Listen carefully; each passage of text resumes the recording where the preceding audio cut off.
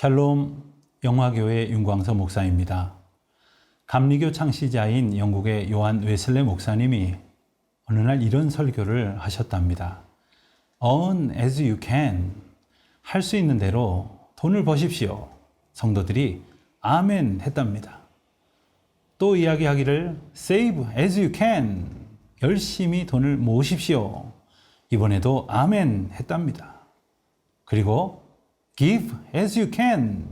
할 수 있는 대로 나누십시오. 했더니 아무도 아멘을 하지 않더랍니다. 설교 시간에 돈 이야기를 하고 헌금 이야기를 하는 것에 예민한 분들이 많이 있습니다. 그런데 복음서에 나오는 예수님의 가르침을 연구해 보면 가장 많은 주제가 바로 물질에 관한 것이랍니다. 예수님의 관심은 물론 하나님의 나라이셨지만 이 땅에 사는 인생들의 관심이 물질에만 묶여 있다 보니 하나님 나라의 바른 가치관을 일러주시려고 물질에 대한 말씀을 많이 주신 것입니다. 과연 우리는 물질에 관한 바른 영적 가치관을 갖고 있습니까? 오늘 고린도후서 8장 1절로 15절까지의 말씀을 통해 헌금에 대해 올바른 깨달음을 얻을 수 있기를 바랍니다. 우리 하나님께서 주시는 말씀을 듣겠습니다.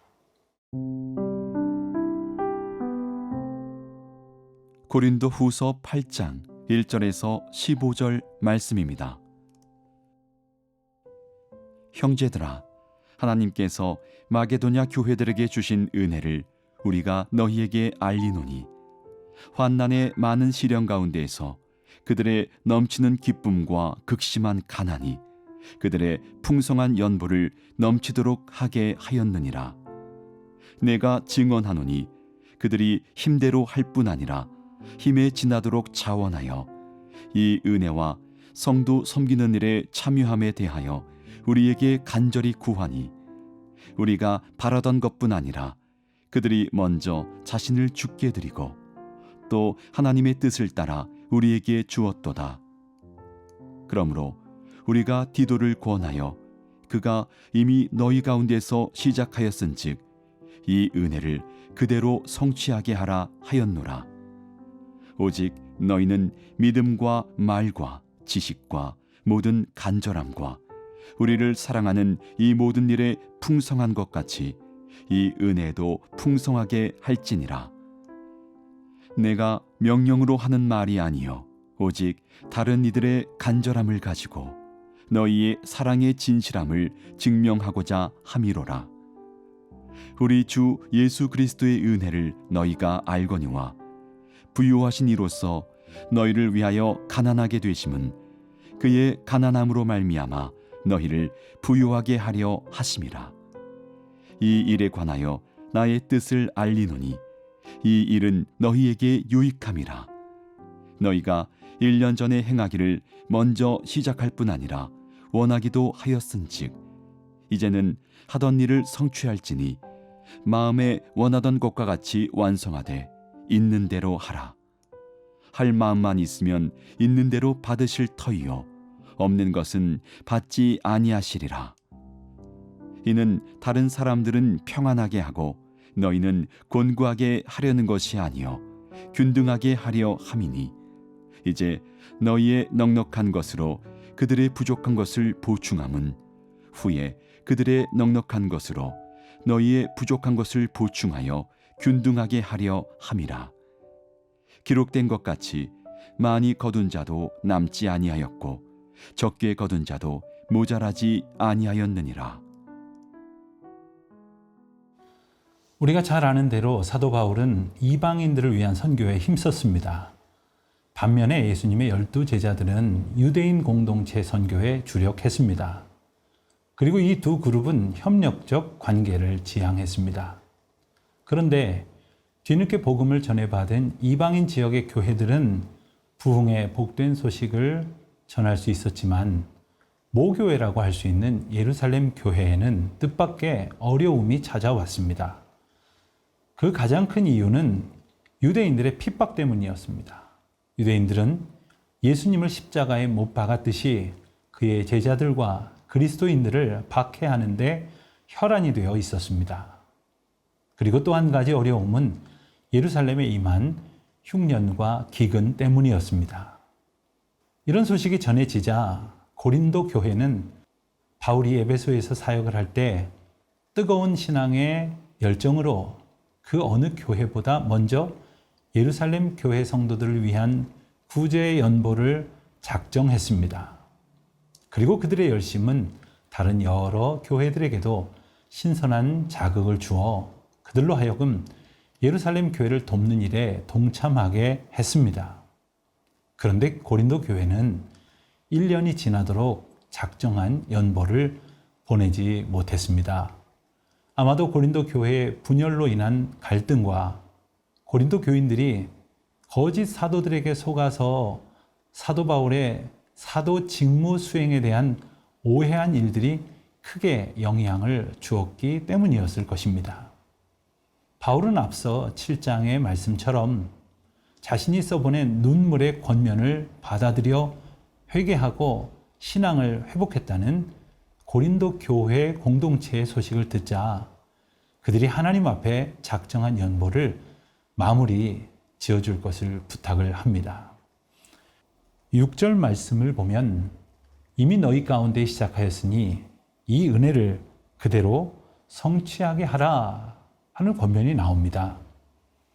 디도의 편에 이 권면을 고린도 교회 교인들한테 전했던 것이지요. 그리고 1절과 2절에서 이러한 사정 속에 마게도냐 교회들이 보여준 구제 연보의 모범적인 사례를 소개하기도 합니다. 오늘 본문에 연보라는 표현이 나오는데 연보는 나의 것으로 다른 사람을 돕는다는 그러한 의미를 가집니다. 지금은 헌금이라는 표현으로 통합하여 사용을 하지만 신약 성경에는 봉헌, 헌금, 그리고 연보 이러한 여러 표현이 사용됩니다. 성경의 표현을 빌면 이웃을 돕고 다른 사람들의 필요를 채워주기 위하여 모으는 헌금을 연보라고 하고 이것은 수평적인 의미를 갖습니다. 그리고 헌금은 하나님께 올려드린다는 뜻에서 수직적인 의미를 갖습니다. 오늘날 우리가 내는 헌금 중에서도 구제, 선교, 긍휼, 장학 헌금 이런 항목은 연보의 성격을 띈다고 하겠습니다. 3절 말씀을 보면 마게도냐 교인들은 힘에 지나도록 자원하였는데 그들은 예수 그리스도의 은혜를 받은 자들로서 기근에 직면한 예루살렘 교회를 돕기 위해 자신들이 가난해지는 것조차 마다하지 않았다고 말합니다. 그들의 태도는 그리스도의 가난하게 되심의 전례를 고스란히 따른 것이었습니다. 그들 역시 극한 가난 가운데에서도 풍성한 연보를 예루살렘 성도들을 위해 은혜로 제공하였던 것입니다. 그리스도의 자기 희생을 통해 우리가 영적으로 부요하게 된 것은 누군가의 희생을 통해 물질적으로 가난함에 시달리는 성도들이 부요함을 경험할 수 있게 될 것입니다. 그리고 이로써 고린도 성도들은 그들의 사랑이 진실함을 증명하게 될 것입니다.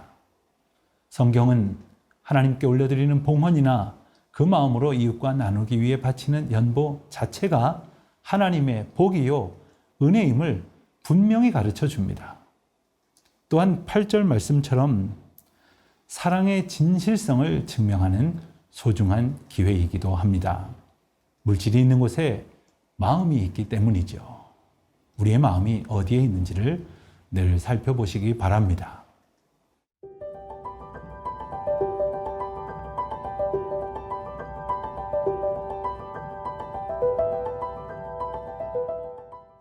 바울은 고린도 성도들에게 계획했던 연보를 이행하도록 권면합니다.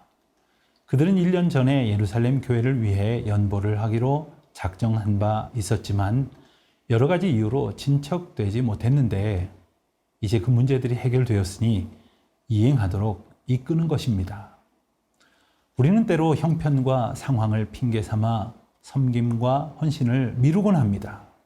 사실 이것은 형편의 문제나 물질의 문제가 아니라 마음의 문제라는 것을 우리는 잘 압니다. 마음만 있으면 가진 것이 많든 적든 실천할 수 있습니다. 바울은 연보의 원칙에 대해 그들이 가진 것에 따라, 즉 형편에 따라 드려야 한다고 가르쳐 줍니다. 하나님께서는 우리가 전적인 헌신의 마음으로 드릴 때 그것이 아무리 적을지라도 기뻐하시며 받으십니다. 하나님은 많고 적음을 따지지 아니하시고 그 중심을 헤아리시며 그 마음의 순수함을 보십니다.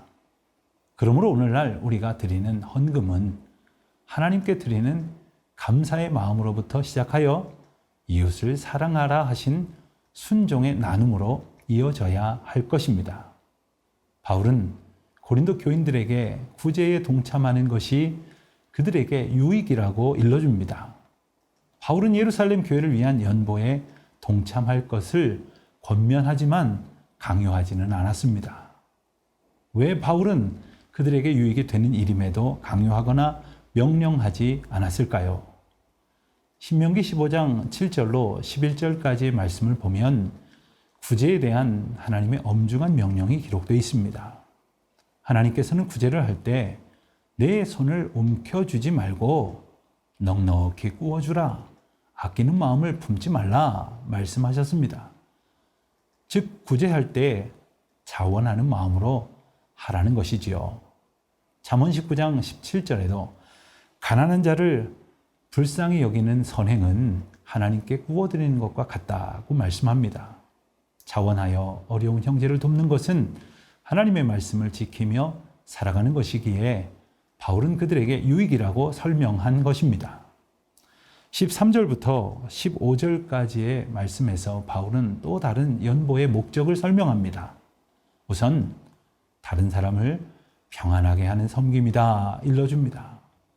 우리가 사랑의 마음으로 물질을 드리고 나눌 때 그 연보를 전해 받은 이들은 하나님의 은혜와 성도들의 사랑을 경험하게 될 것이고, 이것은 그 어떤 것보다 귀한 하나님의 평강이며 그 안에서 은혜와 기쁨을 누릴 수 있게 될 것입니다. 그것은 또한 모든 사람을 균등하게 만들기 위함이라고 말씀하십니다. 바울은 출애굽 당시 만나의 사건을 예로 들면서 일용할 양식을 주시는 하나님의 원리를 따라야 함을 교훈합니다. 우리가 부족한 지혜와 은혜를 공급받은 것처럼 우리가 나눌 수 있는 것을 나누는 것은 예수님의 희생과 사랑을 본받아 영적으로나 물질적으로나 가난한 이웃을 부욕해 하는 사명을 감당하는 것입니다. 내게 부어주신 은혜를 생각하며 자원하는 마음으로 우리가 나눌 수 있는 것을 나눌 때 공동체는 더욱 은혜가 넘치게 될 것입니다. 다른 지체의 연약함과 궁핍을 나의 문제로 여길 수 있는 예수님을 닮은 마음으로 서로 나누며 섬기는 하나님의 사람 되시기를 소망합니다.